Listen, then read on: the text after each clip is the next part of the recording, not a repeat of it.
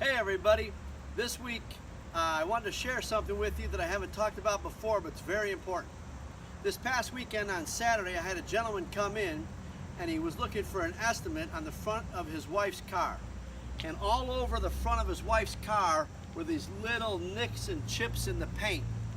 So I want to explain how that happens. It happens by these things right here, rocks and stones on the highway.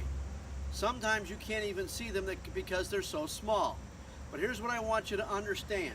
When the vehicle in front of you hits rocks and throws them up, what happens is you're so close behind them that you run into these rocks before they have the chance to fall back down to the pavement. That means you're simply following too close.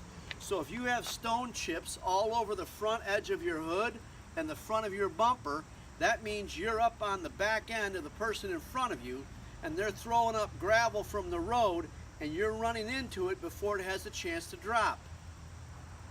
Now here's the really good news.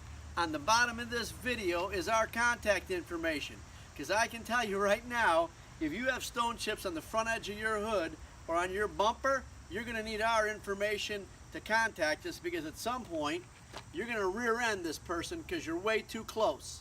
If they're throwing up rocks and they don't have a chance to hit before you run into them, then you're too close to the person in front of you. At some point they're going to slam on their brakes, you're not going to be paying attention, you're going to buy the back end of their car and need the front end of your car fixed. So keep our contact information and we'll be just as happy to see you too. Have a great weekend. Be safe.